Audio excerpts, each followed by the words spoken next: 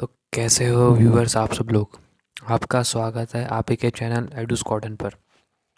आज हम जानेंगे एनडीए के बारे में। एनडीए होता क्या है, जिन लोगों को पता नहीं कि एनडीए तो सुना है, उसमें जानते हैं कि वहाँ पे आर्मी के ऑफिसर्स बनते हैं, पर हमें कुछ नहीं पता कि एनडीए होता क्या है। तो आज आपको मैं पूरी डिटेल में बता दूंगा कि एनडीए होता क्या है, क्या सिलेक्शन प्रोसीजर है वहाँ पे, सब कुछ। तो सबसे पहली बात, जो एनडीए होता है हमारा, एंड उसका मतलब होता है national defence academy. NDA stands for national defence academy.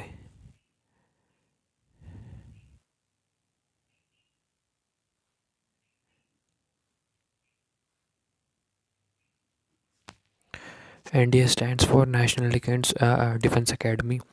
और अगर आपको एनडीए में जाना है तो सबसे पहले आपको देना पड़ेगा रिटन रिटन एग्ज़ाम, फिर आपका एसएसबी होगा।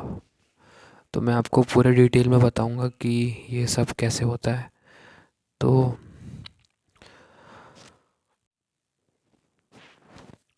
फिर मैं आपको इसकी एज लिमिट बताऊंगा। और सबसे बड़ी गलतफहमी जो लोग पाल लेते हैं कि जब वो कोई भी गूगल सर्च करते हैं कि एनडीए की एज लिमिट क्या है, तो फिर उसमें वो बताता है कि 16.5 से लेके 19.5। अगर आपकी एज यहाँ पे इतनी है तो आप एलिजिबल हो, बट ये पूरी इन्फॉर्मेशन नहीं है। इन एक्चुअली एनडीए की एज लिमिट है 16.5 से लेके 18.5 तक। ये जो आप एक साल का जो गैप देख रहे हो, वो एकेडमी ज्वाइन करने के लिए आपको टाइम मिलता है।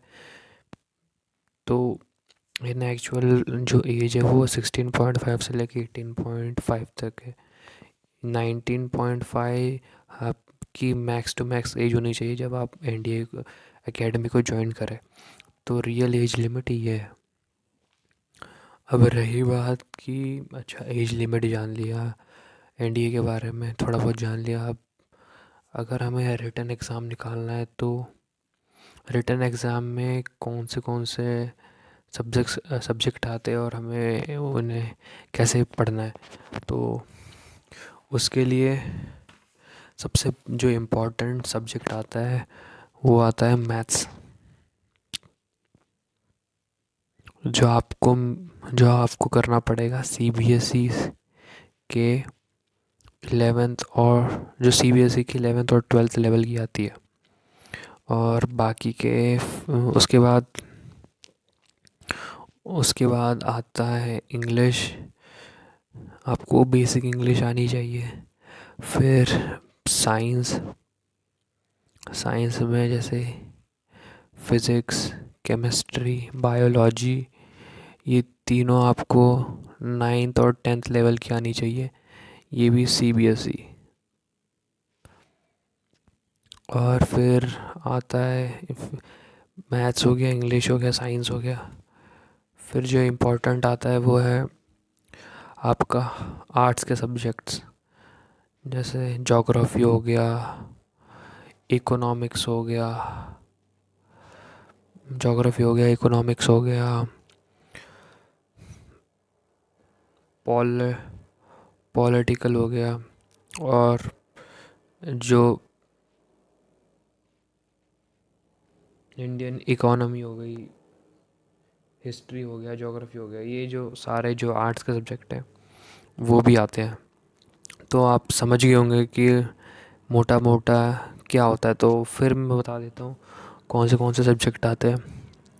पहला आता है मैथ्स, जो आपको सीबीएसई पैटर्न के हिसाब से क्लास 11th और 12th लेवल का आता है। फिर आती है इंग्लिश, बेसिक इंग्लिश आती है। फिर आता है साइंस, साइंस में physics, chemistry, maths, CBSE board के 9th और 10th लेवल की आती है। और फिर आता है आर्ट्स। आर्ट्स आपको भी 11th 12th के लेवल का आ जाएगा। तो ये भी सीबीएसई बोल सकते हैं कि लेवल का हो। लेवल का रहेगा। तो हाँ, इतने सब्जेक्ट आते हैं, तो मोटा मोटा उसमें आपको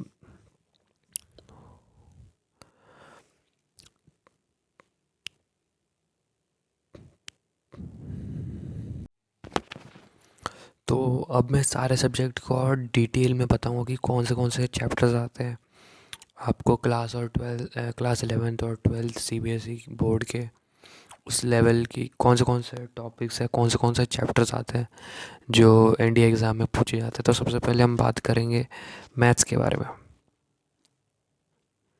तो मैथ्स में आपको लगभग ती 29 चैप्टर्स बोल सकते हो आप कि आते हैं। जैसे कि पहला चैप्टर आता है वो है सेट थ्योरी। दूसरा जो चैप्टर आता है वो है रिलेशन एंड फंक्शन। तीसरा चैप्टर जो आता है आपका वो आता है कॉम्प्लेक्स नंबर। चौथा जो चैप्टर आता है वो आता है बाइनरी नंबर। जो पांचवा चैप्टर आता है वो आता है सीक्वेंस एंड सीरीज। जो छठा चैप्टर आता है वो आता है क्वाड्रेटिक इक्वेशन एंड इनइक्वालिटीज़। जो सातवां चैप्टर आता है वो आता है परम्यूटेशन एंड कॉम्बिनेशंस। जो आठवां चैप्टर आता है वो आता है बाइनोमियल थ्योरम। जो नौवां चैप्टर आता है वो आता है लॉगरिथम। जो 10वां चैप्टर आता है वो आता है मैट्रिक्स। जो 11वां चैप्टर आता है वो है डिटर्मिनल्स। जो 12वां चैप्टर आता है वो आता है measurement of angles and trigonometric ratio. जो 13वां चैप्टर आता है वो आता है इन्वर्स ट्रिग्नोमेट्रिक फंक्शन। जो 14वां चैप्टर आता है वो आता है हाइट एंड डिस्टेंस। जो 15वां चैप्टर आता है वो आता है प्रॉपर्टीज़ ऑफ ट्रायंगल्स। जो 16वां चैप्टर आता है वो आता है coordinate system and straight lines. जो 17 चैप्टर आता है वो आता है सर्कल। जो 18 चैप्टर आता है वो आता है कोनिक सेक्शन। जो 19 चैप्टर आता है और one of the easy chapter है वो है 3 डायमेंशनल ज्योमेट्री। जो 20th चैप्टर आता है वो आता है limit continuity and differentiability. 21st chapter जो आता है वो आता है डिफरेंशिएशन का। जो 22 चैप जो 22 पोजीशन पे वो आता है एप्लीकेशन ऑफ डेरिवेटिव। जो 23rd पे है वो आता है इंडेफिनिट इंटीग्रल्स। जो 24 में है वो है डेफिनेट इंटीग्रल्स। और जो 25th में है वो एरिया बाउंडेड बाय रीजन। और जो 26th में है वो है डिफरेंशियल इक्वेशन। जो 27 में है वो है वेक्टर अलजेब्रा। जो 28 में है वो स्टैटिस्टिक है। और जो 29 में है वो है प्रोबेबिलिटी। और बाकी सब जो भी मैंने चैप्टर्स के नाम बोले उन चैप्टर्स के मिसलेनियस। तो आप बोलोगे कि भाई 29 लगभग 30 चैप्टर्स है, अगर मिसलेनियस भी बुक कर ले ऐड तो 30 के आसपास मान सकते हैं कि 30 चैप्टर है। या जो भी आप अगर इम्पोर्टेंट टॉपिक वाइज करें तो इतने सारे हम टॉपिक कवर करें। तो अगर आप सोचोगे कि मैं 30 के 30 चैप्टर करूं तो मेरा एनडीए निकल जाएगा, तो ये सबसे बड़ी गलतफहमी है। आपको 30 के 30 चैप्टर्स नहीं करने, आपको लिमिटेड चैप्टर्स करने हैं और वो भी इम्पोर्टेंट।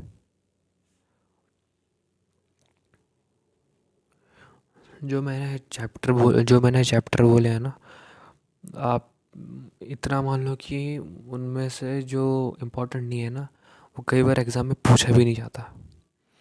तो अगर आप सोच रहे होगे कि मैं 30 के 30 चैप्टर कर लूँगा तो ये सबसे बड़ा ब्लंडर करोगे आप कि सारे के सारे चैप्टर आप करने बैठे हैं। लिमिटेड करो। अगर 30 है ना तो 30 में से सिर्फ आप 12 ही करो, या फिर आप 12 या 15 ही करो, या तो 10 भी कर सकते हो आप। पर ऐसा करो कि इनमें से कोई भी सवाल आ जाए तो आपको आप आराम से इजीली उसको कर लो। और ये तो कुछ भी नहीं है, मैं आपको आगे कट ऑफ भी बताऊँ कि कितनी कम कट ऑफ है।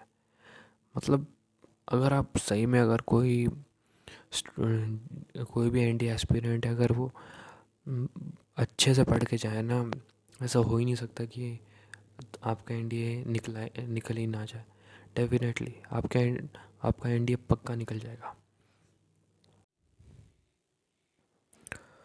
मैथ्स की तो बात कर ली हमने। अब हम करेंगे इंग्लिश की बात। अब हम थोड़ी सी बात करेंगे इंग्लिश के बारे में कि इंग्लिश कैसे आती है। मतलब इंग्लिश, दो एग्ज़ाम होते हैं, एक होता है मैथ्स, उसके बाद आपका एग्ज़ाम होगा गेट, GAT। तो तो जो दूसरा एग्ज़ाम होता है ना वो गेट, उसमें इंग्लिश काफ़ी इंपॉर्टेंट रहती है, इंग्लिश गेम चेंजर रहती है। अगर आपने अच्छे से इंग्लिश कर ली तो फिर डेफिनेटली आपका मैथ्स और इंग्लिश का पेपर और साइंस का पेपर आप इतना ही अच्छे से करके चले जाओ ना, डेफिनेटली आपका इंडिया निकल जाएगा। अब इंग्लिश में बात आए तो इंग्लिश में कौन से टॉपिक्स आते हैं। तो इंग्लिश में आते हैं स्पॉटिंग द एरर्स। पहले आता है स्पॉटिंग द एरर, फिर दूसरी वोकेबलरी। काफ़ी सारे आपको नए नए वर्ड्स याद करने पड़ेंगे। रेगुलरली आपको नए नए वर्ड्स सीखने पड़ेंगे। एक दिन में आप भले ही एक सीखो, पर काफ़ी वोकेबलरी भी पूछी जाती है, उससे रिलेटेड क्वेश्चंस आ जाते हैं। फिर एंटोनिम्स आ जाता है, फिर सिनोनिम्स आ जाता है, फिर सेंटेंस इम्प्रूवमेंट। अगर आपको कोई भी एक सेंटेंस दे देंगे, फिर उसमें कोई भी आपसे बोलेंगे कि इस सेंटेंस को करेक्ट करो, इसमें ग्रामेटिकल मिस्टेक निकालो, वो आ जाता है। फिर सेंटेंस कंप्लीशन आ जाता है, jumble sentence and paragraphs, and फिर कॉम्प्रिहेंशन। कॉम्प्रिहेंशन अभी इतना आ नहीं रहा है। सबसे ज़्यादा जो आता है वो जंबल सेंटेंस एंड पैराग्राफ्स आते हैं। पैराग्राफ्स तो नहीं आते, स्पेसिफिकली सेंटेंसेस आते हैं। और जंबल सेंटेंस सबसे ज़्यादा स्कोरिंग है। मतलब इतने इजी आते हैं ना, आप डेफिनेटली अगर आप प्रॉपरली आप प्रिपेयर कर रहे जाओ, डेफिनेटली आप इजीली स्कोर कर सकते हो। इतना सिंपल आता है जंबल सेंटेंसेस। और इतनी जो भी मैंने बताया ना आपको, spotting errors, vocabulary, sentence improvement, jumble sentence, ये जो भी है जो इंग्लिश के अंडर आती है, अगर आप इसको अगर आप इसको अच्छे से कर लेते हो ना, डेफिनेटली आप इंग्लिश में एक भी मार्क्स कट नहीं कर पाओगे। मतलब इतना इजी आता है इंग्लिश का पेपर। तो आप समझ सकते हो कि इंग्लिश भी काफ़ी इंपॉर्टेंट है, और मैथ्स तो इम्पोर्टेंट है ही।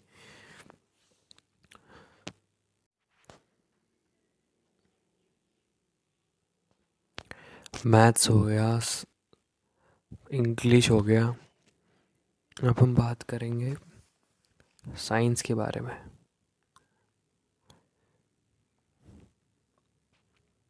साइंस में फर्दर अब पहले आता है फिज़िक्स, फिर आता है केमिस्ट्री,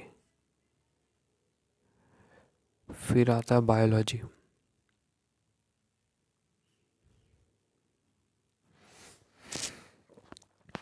तो सबसे पहले बात करेंगे हम फिज़िक्स में। फ़िज़िक्स में कौन से चैप्टर्स आते हैं। तो फिज़िक्स में टोटल 14 चैप्टर्स है जो आते हैं। जैसे कि पहला चैप्टर है measurement and motion and force, दूसरा है वर्क एनर्जी एंड पावर, तीसरा है centre of mass and rotational motion, चौथा है ग्रेविटेशन, पांचवा है जर्नल प्रॉपर्टीज ऑफ मैटर, छठवा है heat and kinetic theory of gas, सातवा है थर्मोडायनेमिक्स, आठवा है ऑप्टिक्स, और नाइन्थ में ऑसिलेशन एंड वेव्स, और टेंथ में इलेक्ट्रोस्टैटिक, और 11th में है करंट इलेक्ट्रिसिटी, 12th में है magnetic effect of electric current and magnetism, 13th में है न्यूक्लियस एंड रेडियो एक्टिविटी, और 14 में है मॉडर्न फिजिक्स।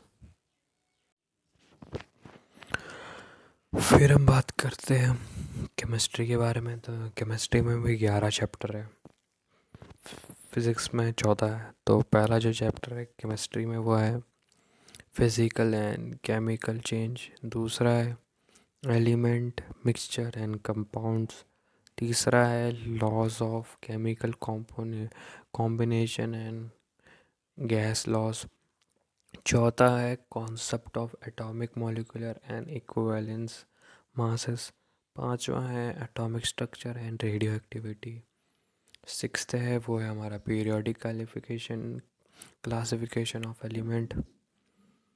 सातवां है केमिकल बॉन्डिंग। आठवां है एसिड बेस एंड सॉल्ट्स।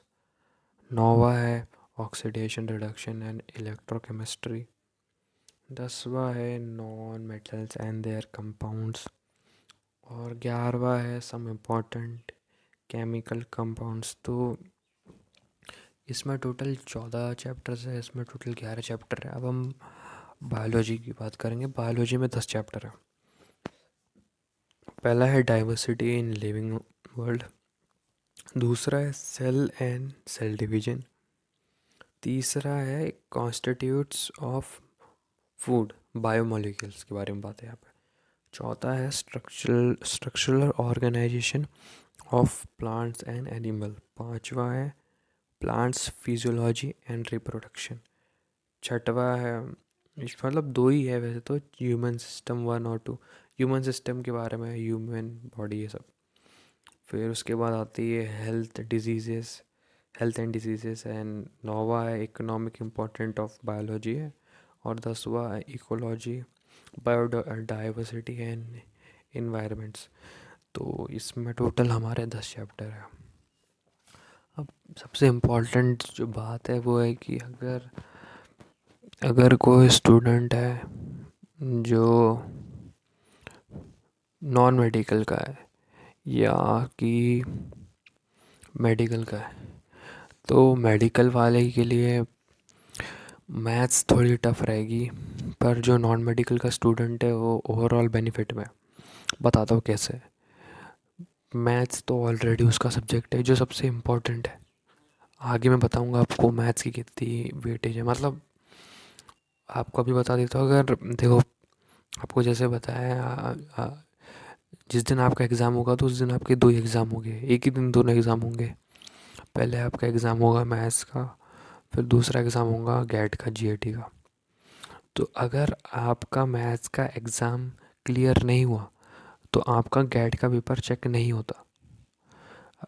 आपको पहले मैथ्स का जो भी कट ऑफ होती है वो क्लियर करनी पड़ती है, उसके बाद आपका गेट का पेपर चेक होता है। इसलिए मैं बोल रहा हूँ कि जो नॉन मेडिकल के वाले स्टूडेंट है या जो मैथ्स पढ़ रहे हैं, भले ही वो आर्ट्स के भी हो, आर्ट्स के हो, कॉमर्स के हो, उससे कोई मतलब नहीं है। अगर आपकी मैथ्स अच्छी है ना, डेफिनेटली आप आराम से क्लियर कर लोगे। तो सिंपली मेरा कहने का मतलब है कि मैथ्स बहुत इंपॉर्टेंट है एनडीए एग्ज़ाम के लिए। तो जो नॉन मेडिकल का स्टूडेंट है, अगर वो मैथ्स पढ़ रहा है ना, मैथ्स है उसके पास, तो पहले एक तो उसके पास मैथ्स है, उसके बाद फिज़िक्स एंड केमिस्ट्री है। और फिज़िक्स और केमिस्ट्री में आपको ज़्यादा डीप नॉलेज नहीं चाहिए, जैसे 11th 12th में होती है उतनी हाई लेवल की क्वेश्चन नहीं आती आपको। 9th या 10th लेवल के ऐसे के क्वेश्चन आ जाते हैं। फिर इंग्लिश तो रहती है, कोई भी स्ट्रीम हो इंग्लिश तो रहेगी ही रहेगी। तो सिंपली आप समझ सकते हो कि मतलब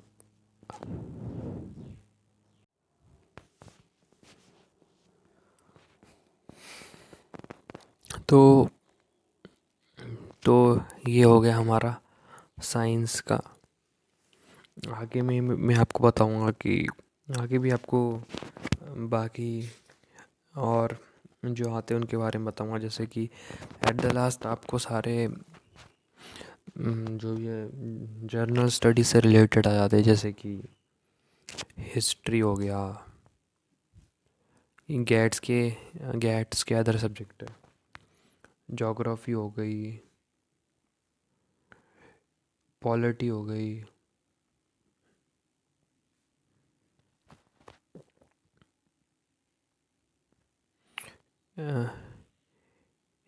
इकोनॉमी हो गई, इकोनॉमिक्स हो गई। तो ये सब। फिर और जो इम्पोर्टेंट आता है वो आता है जनरल नॉलेज, जी के जनरल नॉलेज। और साथ ही साथ में आपको आता है वर्ल्ड अफेयर। दोनों ही ये मतलब जी के और वर्ल्ड अफेयर में अब डेफिनेटली, भले ही आप बोलो कि जी के ठीक है मान सकते हैं, पर वर्ल्ड अफेयर भी इतना वो नहीं है कि कुछ ज़्यादा आपको जानना है।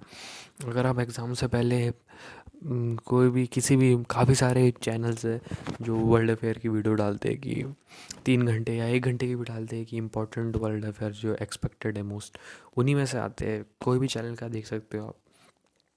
तो अगर आप वो भी करके जाते हो तो डेफिनेटली उसमें आपके 10 मार्क्स का होता है कुछ, 10 मार्क्स मिल जाएंगे आपको। तो वो भी आपके हाथ से कहीं नहीं गए।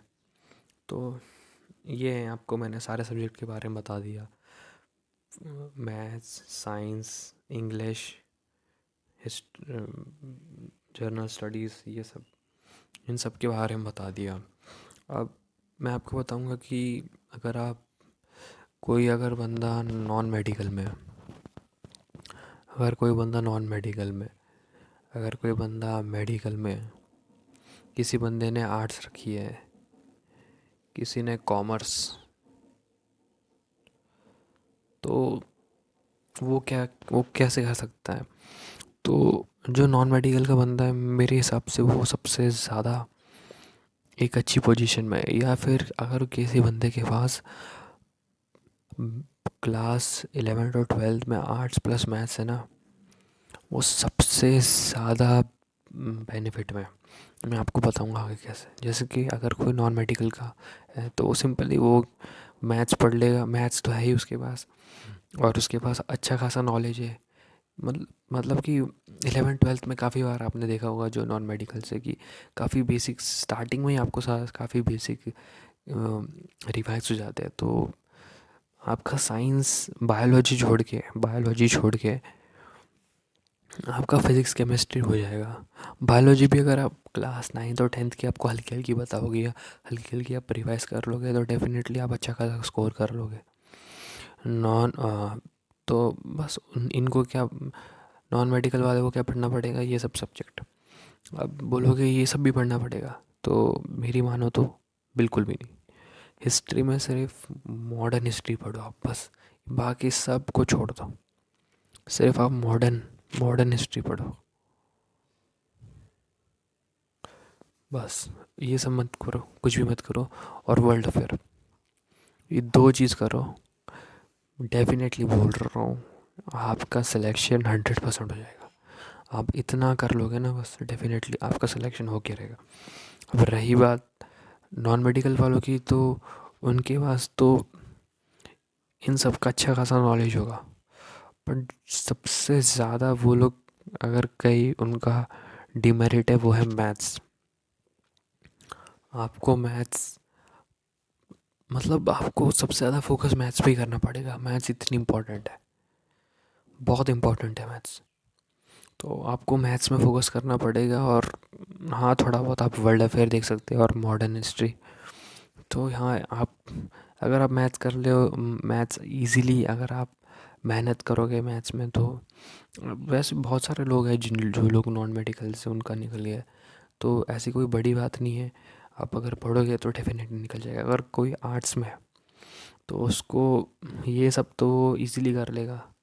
बट इस साइंस का, बट आपको साइंस, अगर आपको 9th और 10th का आपका अगर अच्छा बेसिक है तो आपको इसमें भी प्रॉब्लम नहीं आएगी।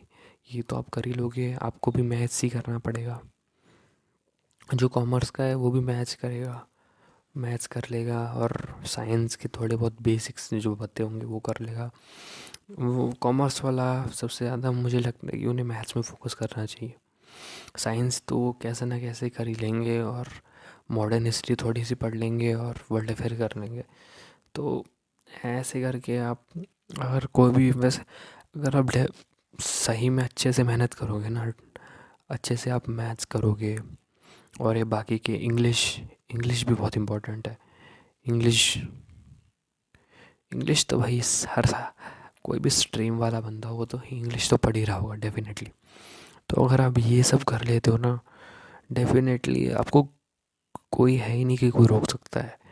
आपकी डेफिनेटली कट ऑफ क्लियर हो जाएगी, हर चीज़ हो जाएगा। बस आपका एसएसबी देखना पड़ेगा, बट रिटर्न तो आपका क्लियर हो जाएगा। अब आपको एक इम्पॉर्टेंट चीज़ बताना भूल गया, जो सबसे इम्पोर्टेंट है। आप बोलेंगे ठीक है, एनडीए वैसे कितने मार्क्स का होता है? तो मैं बता दूँ, जो एनडीए एग्ज़ाम होता है ना, वो 900 मार्क्स का होता है, 900। अब बोलोगे भाई इतना, मतलब 900 मार्क्स का होता है तो इसकी कट ऑफ तो बहुत ज़्यादा जाती होगी। तो एक गैस करके देखो आप, कमेंट सेक्शन में ज़रूर बोलना, एक गैस करो आपकी कितनी कट ऑफ जाती होगी। आपको मैं बताऊंगा ना तो आप लिटरली शॉक हो जाओगे। बताए इसकी इस बार की कट ऑफ कितनी गई है?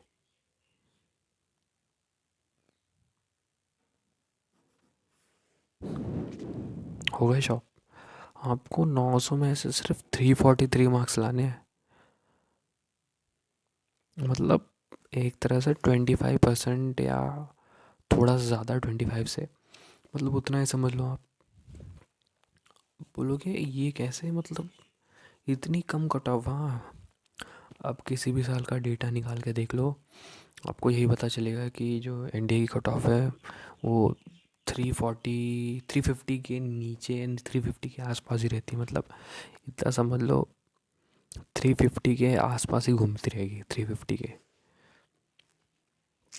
350 से मैक्स, तो अगर आपको मैक्सिमम लेना है ना, 350 से 360 ले लो। इससे ज़्यादा कट ऑफ नहीं जाती। कोई भी एनडीए, आप कोई भी आप एनडीए एग्ज़ामिनेशन अभी जितने ईयर में हुए हैं, आप उन सब का डेटा निकालो, आपको मैक्स टू मैक्स ये आपको 350 के नीचे ही मिलेंगे। जितनी भी कट ऑफ हुई है ना, आपको 343, 342, 340, आपको ऐसी कट ऑफ मिलेगी। कभी आपको 360 से ज़्यादा तो मिलेगी नहीं। वो तो एक एक्सेप्ट है, मतलब एक अलग ही केस है वो। मतलब अभी तक आज तक कट ऑफ गई नहीं है वो। तो तो, तो तुम सब सोच रहे होंगे कि भाई ये तो बहुत इजी एग्ज़ाम है, तो इसको तो आराम से निकाल सकते हैं। हाँ इजी है, but all all is about your mindset. अभी आपको बताऊंगा कि आप जैसे जानते हो कि एग्ज़ाम के बाद एसएसबी होता है। अभी मैं आपको एक फैक्ट बताऊं, आपका एसएसबी है ना, आपके एग्ज़ामिनेशन से स्टार्ट हो जाता है। अब बोलोगे भाई ये कैसे, मतलब बोल क्या रहा है कि हमारा जो इंटरव्यू है, एग्ज़ामिनेशन है, मतलब जो हमारा एसएसबी है वो एग्ज़ामिनेशन से चालू हो जाता है। हाँ, एग्ज़ामिनेशन से नहीं, बिल्कुल जब आप एग्ज़ाम प्रिपेयर कर रहे रहते हो ना, तब से आपका एसएसबी चालू हो जाता है। तो अब तुम लोग बोलोगे भाई बोल क्या रहा है तू? तो सिंपली मेरा कहने का मतलब ये है कि मैंने आपको बताया कि मैथ्स के सब्जेक्ट के बारे में, इंग्लिश के सब्जेक्ट के बारे में, इंग्लिश मतलब मैथ्स का बताया कि मैथ्स में कितने चैप्टर्स आते हैं, साइंस में कितने चैप्टर्स आते हैं, इंग्लिश में कितने चैप्टर्स आते हैं, जनरल स्टडीज़ में, तो ये सब बताया। तो और आपको मैंने साफ साफ कट ऑफ भी बताई, कट ऑफ भी बताई कितनी जाती है, हर साल कितनी गई है। तो इतनी कम कट ऑफ जाती है फिर भी लोगों का सिलेक्शन नहीं होता है। तो इट्स ऑल अबाउट माइंडसेट। भाई आपको आर्मी ज्वाइन करनी है, ये कोई नॉर्मल जॉब नहीं है। ये ये अल्ट्रा, क्या बोल सकते हैं हम लोग कि ये जॉब नॉर्मल जॉब नहीं है। जो नॉर्मल जॉब्स आती है उसके अंडर ये जॉब नहीं है। इतना सारा जो सिलेबस है वो सिर्फ आपको डराने के लिए नहीं बोल सकता, एक तरह से आपको ऐसी रिस्पॉन्सिबिलिटी दे रखी है कि आप उन सबको मैनेज कैसे कर सकते हो। How can you clear India exam. आपको जस्ट ये करना है कि आपको इम्पोर्टेंट टॉपिक्स उठाने हैं। आप क्या करोगे, जो भी करना है आपको बस एनडीए का पेपर निकालना है। और अगर आपको मैं आगे इंटरव्यू के बारे में बताऊंगा कि इंटरव्यू में क्या होता है, उन सब के भी प्रोसीजर के बारे में बताऊंगा। उससे पहले मैं आपको थोड़ा बहुत एग्ज़ाम से रिलेटेड बता दूंगा और माइंडसेट से रिलेटेड बता दूंगा कि मैंने ये क्यों बोला कि एसएसबी जब हम प्रिपेयर कर रहे होते तभी हमारा एसएसबी चालू हो जाता। तो इट्स ऑल अबाउट माइंडसेट। अभी मैं लिख के दे सकता हूँ कि 50 to 60% जो जनता है ना, वो वीडियो देख के चली जाएगी, वो मोटिवेट होगी, वो रील देखेगी। काफ़ी सारे, अगर जो एनडीए एकदम ट्रू एस्पिरेंट है, वो स्टेटस देखेगा, बस ही इज़ नाउ ऑफिसर। जो रियल मेहनत लगेगी वो कोई नहीं जानता। तो वही कहना है कि जो असलियत में हार्डवर्क करेगा, जो हार्डवर्क हार्डवर्क भाई, मैं तो ये बोलता हूँ, you can achieve smart work by doing hard work. तो जो हार्डवर्क करेगा, जो स्मार्ट वर्क करके इंपॉर्टेंट टॉपिक्स पे ज़्यादा फोकस करेगा, उसी का पेपर निकलेगा, उसी की कट ऑफ क्लियर होगी, उसी का मैथ्स का पेपर क्लियर होगा, उसी की वही सिलेक्ट होगा। तो यही है कि एक माइंडसेट है, एक प्रॉपर माइंडसेट है कि लोग, उनको जानना है कि एग्जामिनेशन इसलिए नहीं होता कि उनको डिसाइड करना पड़ता है कि कौन टॉप पे है, कौन ये है, कौन कितना पढ़ता है, नहीं बिल्कुल भी नहीं। बस इसलिए कि ये आपकी एबिलिटीज़ जाने, आपकी एक और रिस्पॉन्सिबिलिटी, आप कितने रिस्पॉन्सिबल हो, कितने, how much good you are. एक तरह से आपकी ये, और बहुत इम्पोर्टेंट है कि एक ऑफिसर पढ़ा लिखा हो, तो इट्स ऑल्सो इम्पोर्टेंट कि उसकी थोड़ी बहुत जितने भी ये क्वालिफिकेशन है वो चेक की जाए कि वो कैसा है, एग्ज़ाम पॉइंट ऑफ व्यू से, पढ़ाई। तो ये बहुत बड़ा इम्पोर्टेंट रोल प्ले करता है एग्ज़ाम। ये सिंपली, अगर जो सिलेक्ट, वो जो हो पा रहे हैं, वो डेफिनेटली उन लोगों ने कहीं ना कहीं मेहनत की है। ऐसी कोई बात नहीं है कि उन लोगों ने मेहनत नहीं की है, या इतना कम कट ऑफ देख के कि उनका निकल गया होगा। कुछ लक वक हुआ है उनकी वजह से, ऐसा नहीं होता। उन लोगों ने कहीं ना कहीं मेहनत की होगी, इसलिए निकला है। काफ़ी जिन लोगों का रिटर्न ही नहीं निकलता, एसएसबी छोड़, जिन लोगों का रिटर्न ही नहीं निकलता, तो आप समझ सकते हो कि वो पहले स्टेज में फेल हो जाते हैं। तो इसके लिए ये बहुत इंपॉर्टेंट टेस्ट होता है। ये आपको परखता है कि हाउ कैन, इतने सारे सब्जेक्ट है फिर भी आप सिलेक्टेड करके, आपकी जो भी स्ट्रेटजी लगा के आप कैसे आप पास कर रहे थे। इसलिए इतना कम कट ऑफ रखते हैं लोग। इतना ज़्यादा कट ऑफ अगर देखा जाए ना, जितने नंबर ऑफ स्टूडेंट्स है, कट ऑफ काफ़ी हाई हो जाती, पर फिर भी इन लोगों ने ज़्यादा फोकस नहीं किया एग्ज़ाम पॉइंट ऑफ व्यू से। होता है, होता है, बट फिर भी इतना पेपर हार्ड भी नहीं होता। अगर जो बंदा बच्चा पढ़ के गया है ना, डेफिनेटली वो निकाल लेता है। और ये पेपर यूपीएससी यूपीएससी द्वारा किया जाता है। तो आप समझ सकते हो यूपीएससी का कितना हाई लेवल होता है। बट फिर भी अगर आप इंडिया एग्ज़ाम का देखोगे ना, उतना हाई लेवल नहीं होता। आपको जस्ट मेहनत करनी पड़ेगी। आपको मैंने बहुत सारी चीज़ें बता दी एनडीए एग्ज़ामिनेशन के रिलेटेड। अब मैं थोड़ा आपको एसएसबी के बारे में बताता हूँ। एसएसबी होता क्या है? तो एसएसबी में ज़्यादातर लोग बोलते हैं कि इंटरव्यू होता है, कि आपका इंटरव्यू ले जाता है। बट सिर्फ इंटरव्यू नहीं होता, उसमें काफ़ी सारी एक्टिविटीज़ होती है। जैसे कि पहले कोई, जैसे कि एक जीडी होता है, ग्रुप डिस्कशन होता है, काफ़ी सारे ऑब्स्टिकल होते हैं, वो कराते हैं। उसके बाद आपको अलग अलग पिक्चर्स दिखाते हैं, और उनमें आपको अपना एक्सप्रेस करना पड़ता है। मतलब नेगेटिव पिक्चर्स दिखाते हैं, उसमें आपको कोई पॉजिटिव या कुछ अलग रिव्यू लिखना पड़ता है जो नेगेटिव ना हो। नेगेटिव पिक्चर्स मतलब कोई किसी को मार रहा है, या ऐसा कोई, या कोई कोई मर गया हो, या ऐसा कुछ अलग अलग बहुत सारे पिक्चर्स आते हैं। तो उनमें आप कैसे क्या अलग सोच सकते हो आप। वही बहुत सारी एक्टिविटीज़ होती है। और जो पहला स्टेज क्लियर कर लेते हैं ना, उसके पहला स्टेज तो मैं बोल सकता हूँ कि लोग क्लियर कर लेते हैं इजीली। कि मतलब एकेडमिक्स में, मतलब पढ़ाई में तो लोग कैसे ना कैसे करके वो लोग एनडीए का जो फर्स्ट स्टेज है एग्ज़ामिनेशन का, वो क्लियर कर लेते हैं। बट जब दूसरे स्टेज की बारी आती है, तब सबके सब मैक्स टू मैक्स मतलब सिलेक्शन रेट इतना कम है ना, 0.1 या ऐसा है कुछ। SSB का वो है सिलेक्शन रेट। SSB का मतलब NDA का। आपको लगे सबसे ज़्यादा बंदे जो छाटे जाते हैं वो SSB में छाटे जाते हैं। उसमें आपका इंटरव्यू होगा, आपको मतलब आ- आपको हर तरीके से परखा जाएगा कि आपको गुस्सा कब आता है, ये सब हर आप मतलब ये लोग SSB में ना आपको ऐसा होगा कि आपकी पूरी पर्सनैलिटी निकाल के आपके सामने रख देंगे।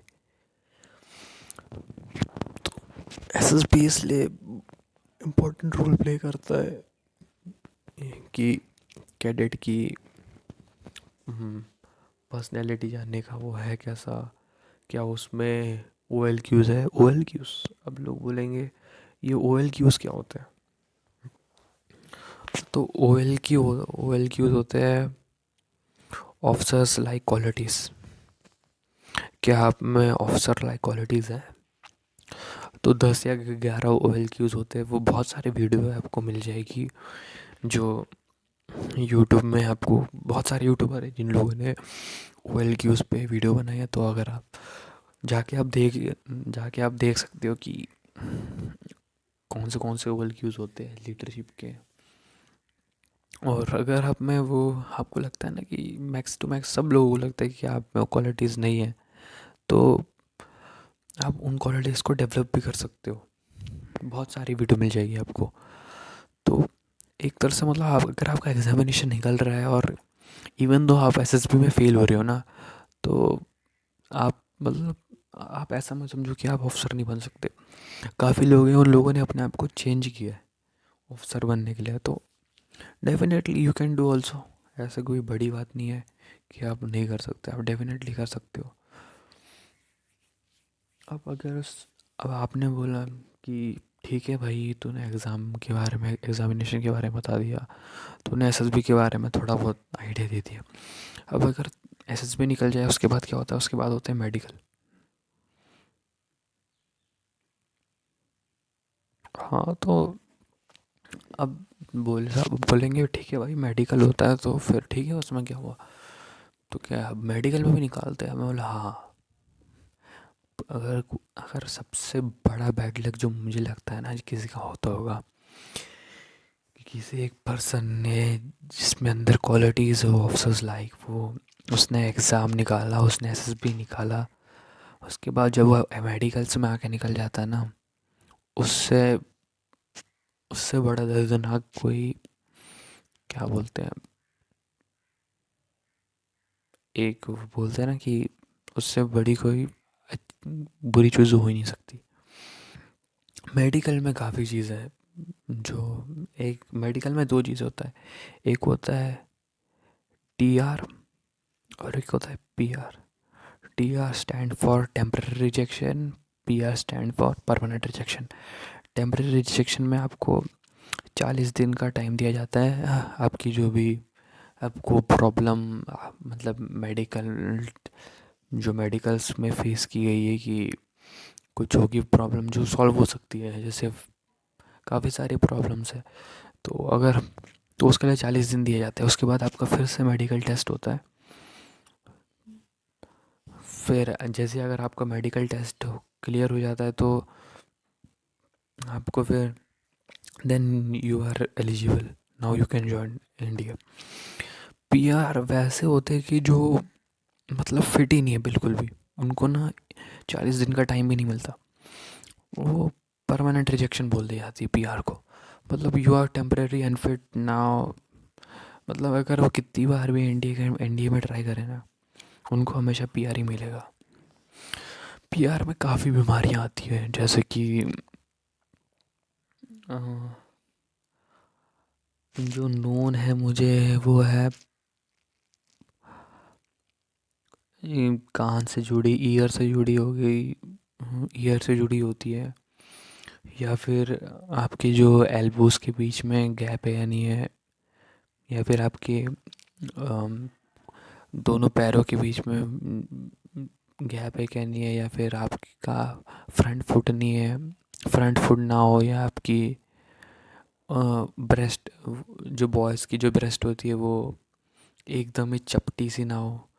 तो काफ़ी सारे फैक्टर्स है जो परमानेंट रिजेक्शन के लिए होते हैं। और ये जो रिजेक्शन की जाती है वो जो परमानेंट टेम्परेरी रिजेक्शन, वो इम्पॉर्टेंट है क्योंकि अगर आप मेडिकली फिट ही नहीं हो तो आप एनडीए में जब आप एकेडमी में ट्रेनिंग करोगे ना तो 100% चांसेस है कि आप आपको डेफिनेटली कुछ ना कुछ हो जाएगा। यू कांट उतनी आप सह नहीं पाओगे। इसलिए इतना प्रोसेस ज़रूरी है कि पहले होता है एग्ज़ामिनेशन, फिर होती है एसएसबी, फिर होती है मेडिकल। अब कोई बंदा जो ऑफिसर होगा उसने इन सब स्टेज को क्लियर किया तब जाके वो ऑफिसर बना है, तो हेड्स ऑफ टू हिम।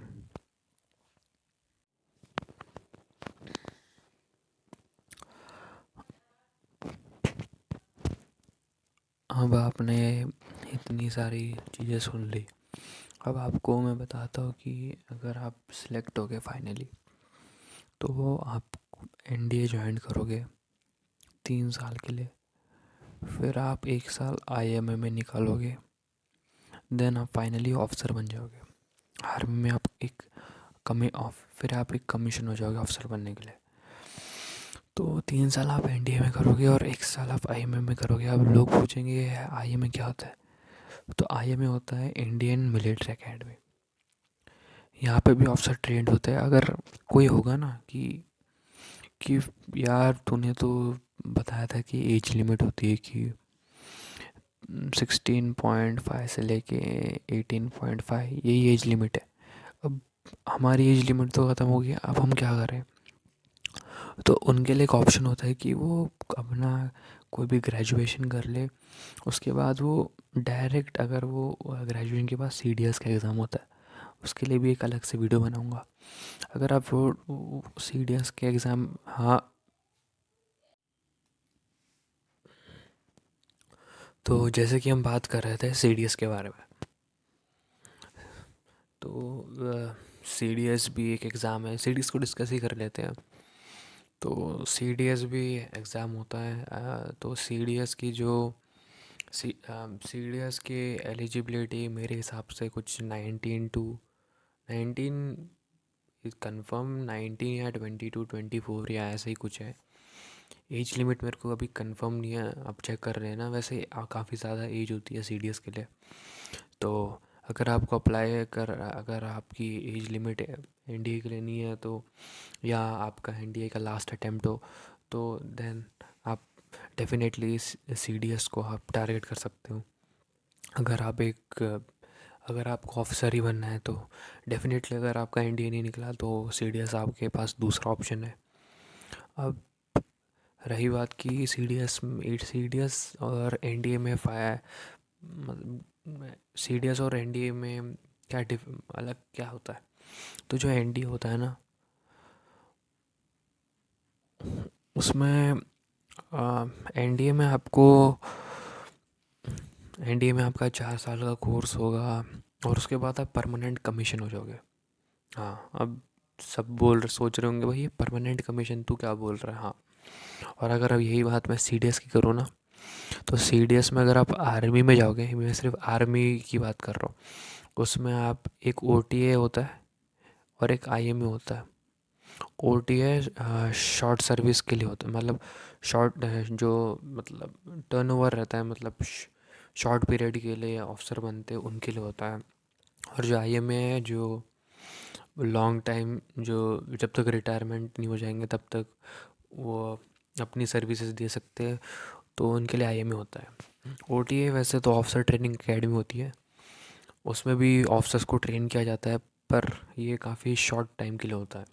मतलब आपको ये हो सकता है कि आपको अगर आपकी सर्विस ख़त्म हो गई है तो आपको कुछ 4 साल या 6 साल बढ़ाने का आपको मौका मिल जाए, पर जो जनरली है, जो ओटी है वो शॉर्ट सर्विसेज के लिए, और आईएमए अभी के लिए ओटी है शॉर्ट सर्विस के लिए, आईएमए आपकी फुल फुल सर्विसेज के लिए जॉब दे सकते हो।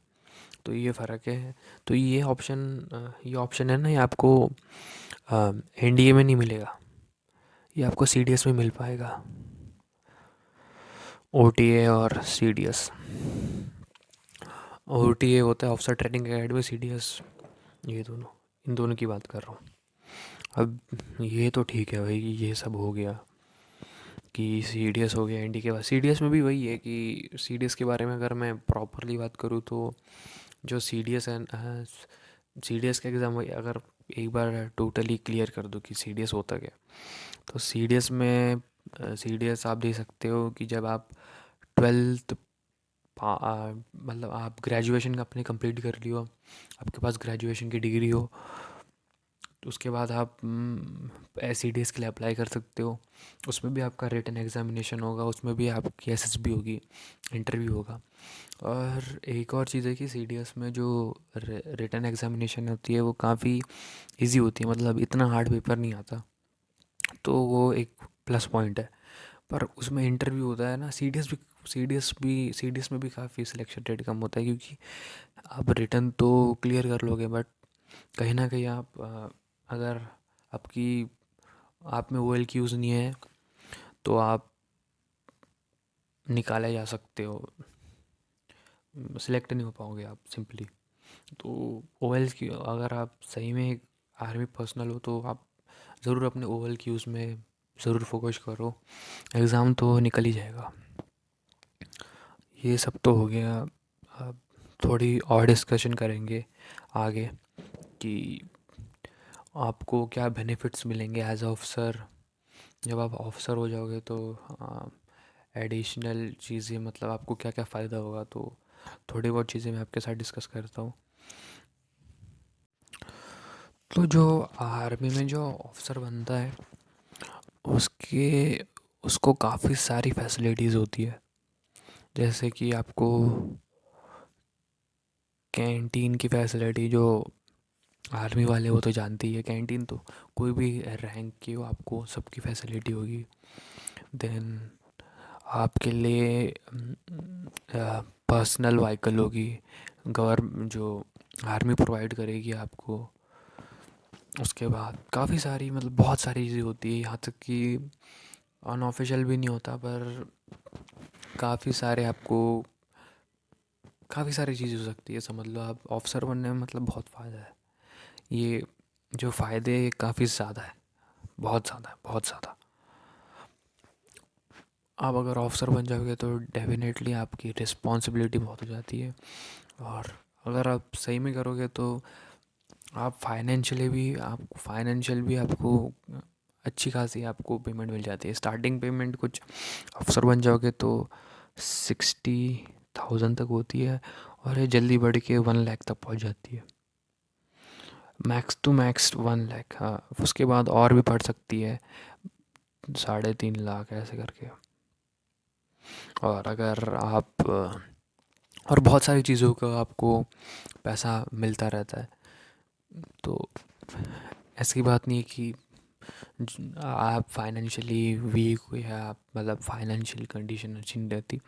आर्मी में आपको अच्छी खासी, आपको फाइनेंशियली आप अच्छे खासे अच्छा खासा रहेगा आपका फाइनेंशियल। और जो सबसे इम्पोर्टेंट चीज़ मैंने नहीं बताई ना, एमएच के बारे में, जो ऑफिसर्स को या सारी जो भी आर्मी में फैसिलिटीज़ होती है ना उसके बारे में आप सब बोलेंगे एमएच क्या होता है। तो एमएच है मिलिट्री हॉस्पिटल। आज के टाइम पे सबसे ज़्यादा जो लोग अपना पैसा इन्वेस्ट, ये सबसे ज़्यादा पैसा लोग गवाते हैं या जो भी बोले, वो होता है मेडिकल में।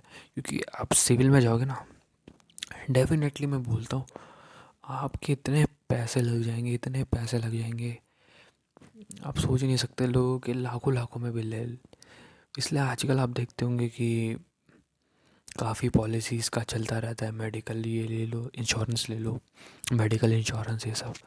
तो जो मिलिट्री हॉस्पिटल है ना, उसमें आपको one of the best doctors मिलेंगे और आपका इलाज टोटली फ्री होगा। जो बोल रहे हो ना मिलिट्री हॉस्पिटल, इसमें कोई चार्ज नहीं होता। अगर आप आर्मी में हो, सर्विंग हो, यहाँ तक कि नहीं, अगर आप आर्मी में हो ना, आपकी खुद आपका जो सेल्फ है ना, ये आप मिलिट्री हॉस्पिटल में अपने आप को तो दिखा सकते हो, साथ साथ में आपकी फैमिली, जो आपकी फैमिली है ना, वो भी मिलिट्री हॉस्पिटल की फैसिलिटी ले सकते हैं सारे के सारे, चाहे मेडिसिन हो, सब कुछ हो, फ्री है टोटली। ऐसा कोई वो नहीं है कि फ्री, मतलब फ्री गलत वर्ड रहेगा, पर एक आपको अच्छी खासी ऑप्शन मिल जाता है कि आप मिलिट्री हॉस्पिटल में अपना इलाज कराओ, best best to best doctors मिलते हैं। और साथ में आपके पेरेंट्स को भी ये बेनिफिट होते हैं, आपकी जो जॉइंट फैमिली हुई हो, साथ में पेरेंट्स, इन ये सब एमएच की मिलिट्री हॉस्पिटल का फ़ायदा उठा सकता है। तो अब सब तो ये सब फ़ायदा होता है। और भाई जो आर्मी के ऑफिसर्स की लाइफ होती है वो एडवेंचरस होती है काफ़ी ज़्यादा। बहुत सारे अलग अलग आपको कोर्स कोर्स कराए जाते हैं जब आप जॉइन करते हो एज ऑफिसर। अलग अलग, यहाँ तक कि जब आप ट्रेनिंग करके आप जब आप आर्मी में जाओगे तो आर्मी के अंदर भी बहुत सारी चीज़ें हैं जो आपको सीखनी पड़ेगी। उसके लिए भी अलग अलग कोर्सेज रहते हैं। तो आप एक बहुत, मतलब अगर आप एक आर्मी लाइफ जीते हो तो आप, पता है कि भले ही डिफ़िकल्टी रहती है, पर you are knowing that you are serving your nation. So इससे बड़ी बात और क्या हो सकती है। अब रही बात, और मैंने बहुत सारे बेनिफिट्स हैं आर्मी में सर्विंग, बट अभी समझ लो आप रिटायर हो गए। रिटायरमेंट के बाद क्या होगा? तो रिटायरमेंट के बाद पेंशन स्टार्ट हो जाती है, एज़ यू नो, सब जानते होंगे। तो रिटायरमेंट के बाद भी कोई इतना, मतलब टेंशन नहीं है। या तो आप स्टार्टिंग में ही सेविंग कर लो, तो काफ़ी बढ़िया ऑप्शन रहता है आर्मी ज्वाइन करना। बहुत सारे लोगों का ड्रीम होता है आर्मी ज्वाइन करने का। So it is good. बहुत अच्छी, एक बहुत अच्छा हम्म, एक बहुत अच्छा प्लेटफॉर्म है आर्मी। अगर आप आर्मी में सर्व कर रहे हो तो डेफिनेटली बहुत सारी चीज़ें होती है। यहाँ तक कि ये रेलवेज़ हो ना, रेलवे में भी आपका एक अलग से कोटा होता है आर्मी पर्सनल्स के लिए। तो तो बहुत सारी फैसिलिटीज़ होती है, अनगिनत फैसिलिटीज़ आपको मिलेगी, बहुत सारी। खासकर आपकी फैमिली के लिए बहुत बेनिफिशियल होती है, चाहे वो एजुकेशनल हो। एजुकेशनल में साथ ही साथ आपको, एजुकेशनल की बात बता दो तो एक स्कूल होता है एपीएस, आर्मी पब्लिक स्कूल, जो आर्मी के पर्सनल्स के लिए होता है, या फिर सैनिक स्कूल। ये ऐसी बात नहीं है कि ये सिर्फ आर्मी के पर्सनल या सिर्फ आर्मी वाले ही इस स्कूल में जा सकते हैं। एपीएस हो गया, सैनिक स्कूल हो गया, बट फिर भी इनके लिए एक अलग से कोटा रहता है, या फिर इनके लिए थोड़ी फीस कंजप्शंस माफ़ होती है। तो बेनिफिट है, चाहे आप सेल्फ की बात कर रहे हैं, चाहे आप फैमिली की बात कर रहे हैं, दोनों ही आप बेनिफिट में हैं। अब ये फैसिलिटीज़ की बात हो गई, ये सब बात हो गई। अब थोड़ी और बातें करते हैं कि आपको तो मैंने बहुत ज़्यादा बता दिया कि क्या होता है, एनडीए के बारे में बताया, सीडीएस के बारे में बताया, एनडीए के कौन से सब्जेक्ट होते हैं उनके बारे में बताया। तो अगर आपने अभी तक वीडियो देख लिया और आपने अभी तक सब्सक्राइब नहीं किया तो प्लीज़ सब्सक्राइब कर देना। और अगर आपको वीडियो सही अच्छी लगे तो लाइक करना। तो और बात करते हैं कि अगर आपको कोई भी डाउट हुआ ना, कि कुछ आपके कुछ प्रॉब्लम्स है या कुछ आपको है कि पूछना है, तो आप डेफिनेटली पूछ सकते हो कमेंट सेक्शन में, और यू आर ऑलवेज़ वेलकम। और अगर इस वीडियो के बारे में कुछ आपको लगता है कि कमी रह गई है या कुछ है, तो आप डेफिनेटली मुझे बता सकते हैं। मैं डेफिनेटली आपके हिसाब से इस वीडियो में चेंजेस करूँगा। अब थोड़ी सी और आगे बातें करते हैं हम लोग, थोड़ा और जानते हैं कि ये सब तो बातें कर ली हमने सिलेक्शन प्रोसीजर की, यहाँ तक कि फैसिलिटीज़ की, सब की। अब थोड़ी और अगर हम आगे बात करें कि ऑफ ऑफ वी ऑफिसर तो हम मतलब आप जानते हो ऑफिसर का मैंने सब कुछ बता रखा है आपको। एडिशनल में आपको और चीज़ें बताऊंगा जो आपको काफ़ी बेनिफिशियल लगे कि डिसाइड करने में कि आपको आर्मी में जाना है या नहीं जाना है, या it is good for you. आपको टोटली ये सब कुछ बता दूंगा। ये 1 घंटे की या 1 घंटे की अप्रॉक्स जो वीडियो बनने वाली है, या 1 घंटे के आसपास की वीडियो बनेगी, वो ऐसी नहीं बनने वाली है। इसमें आपको टोटली सब कुछ बताने वाला हूँ, सब कुछ टिल एंड। तो जो भी आप देख रहे हो ना, बस एक बार प्योरली इस वीडियो को अच्छे से फॉलो करो। डेफिनेटली मैं बोल रहा हूँ आपको सब क्लियर हो जाएगा कि एज अ आर्मी पर्सन आपको आर्मी ज्वाइन करनी चाहिए नहीं करनी चाहिए।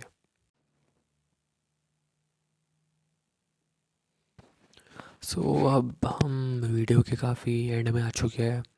अगर आपने अब तक वीडियो देखा है तो डेफिनेटली आप सही में सीरियस हो about to become an officer. आप जानना चाहते हो कि अगर आप आर्मी से हो तो डेफिनेटली आपको पता रहेगा कि कैसा रहता है। पर इफ़ यू आर सिविलियन तो definitely it's new to you. तो काफ़ी सारी चीज़ें होती है। तो एट द एंड मैं तो यही बोलूँगा, अब वीडियो एंड करने वाला हूँ थोड़ी मिनट में, तो कि एज ऑफिसर के लाइफ अगर आप फिज़िकली फिट हो और आपका अच्छा खासा मेंटली भी आप अच्छे हो, या सबसे जो बड़ी गलती करते हैं ना लोग कि जो इंटेलिजेंट है वही वही एक मतलब इस एनडीए या सीडीएस को क्लियर कर सकता है। तो ये डेफिनेटली एक गलत माइंडसेट है।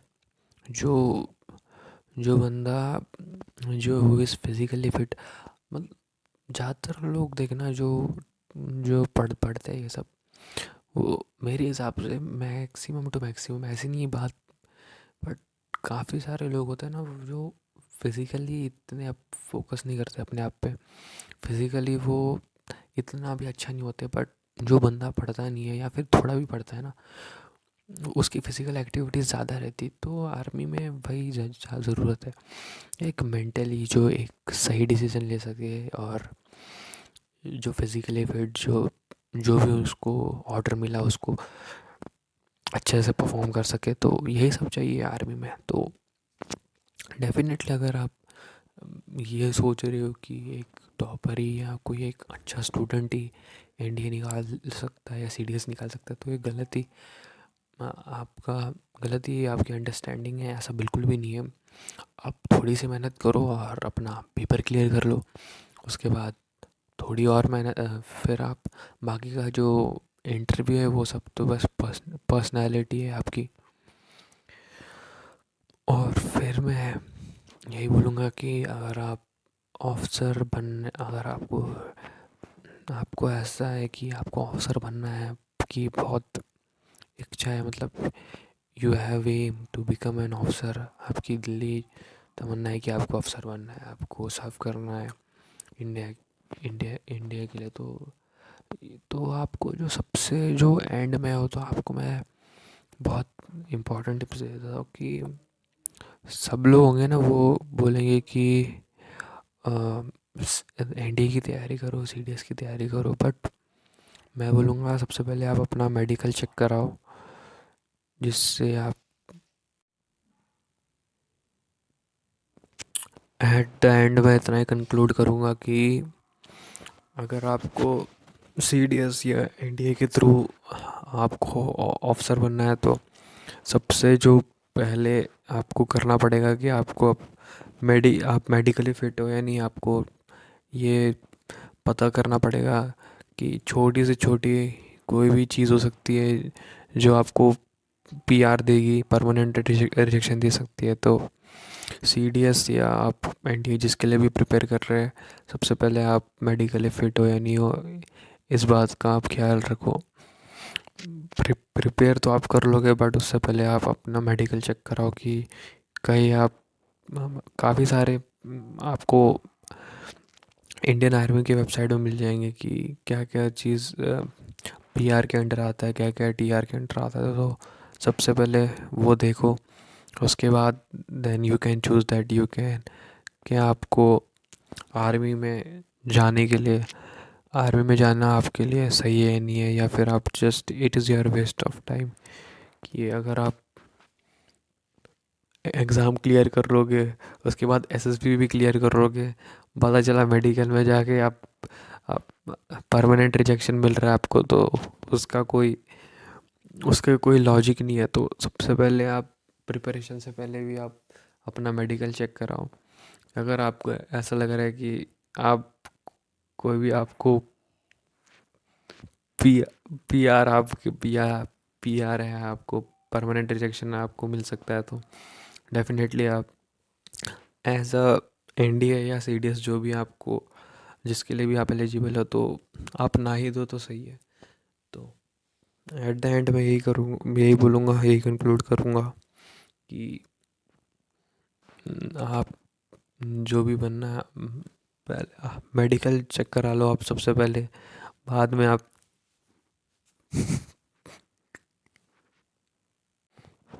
अगर आपको 1 घंटे की वीडियो बेनिफिशियल लगी तो डेफिनेटली आप चैनल को लाइक सब्सक्राइब, अगर आपको बेनिफिट लगा, कुछ लगा कि आपको कुछ नया सीखने मिला है तो डेफिनेटली, और कंटेंट अगर आपको लगता है कि कंटेंट में कुछ और इम्प्रूवमेंट हो सकती है तो डेफिनेटली आप कमेंट सेक्शन में बता सकते हो कि और मैं क्या इन्हांस करूँ कि मेरा कि आपको ज़्यादा समझ आए, क्लियरिटी हो। तो यही सब है एट द एंड, यही कंक्लूड करता हूँ कि आप जितना भी मैंने आपको आगे बताया वो आपके लिए बेनिफिशियल होगा। तो अगर आपने चैनल को सब्सक्राइब नहीं किया है तो आप ज़रूर कर लीजिए। आगे आगे इससे भी अच्छी वीडियो आने वाली है, आपको थोड़ी और मदद करेगी कि आप कैसे यही नहीं कि एनडीए सीडीएस, बोर्ड से रिलेटेड, काफ़ी सारे एग्ज़ाम से रिलेटेड, जेई से रिलेटेड, नीट से रिलेटेड काफ़ी सारी वीडियोस आएगी इस चैनल पे। तो अगर आपने सब्सक्राइब नहीं किया है तो डेफिनेटली सब्सक्राइब कर देना। जय हिंद। एट द एंड मैं यही बोलूँगा कि जय हिंद। अगर आप सही में डिफेंस एस्पिरेंट हो और आप में है कैपेबिलिटीज़ तो आप डेफिनेटली एग्ज़ाम क्लियर कर लोगे, डेफिनेटली आपका सपना पूरा हो जाएगा। जय हिंद टू ऑल।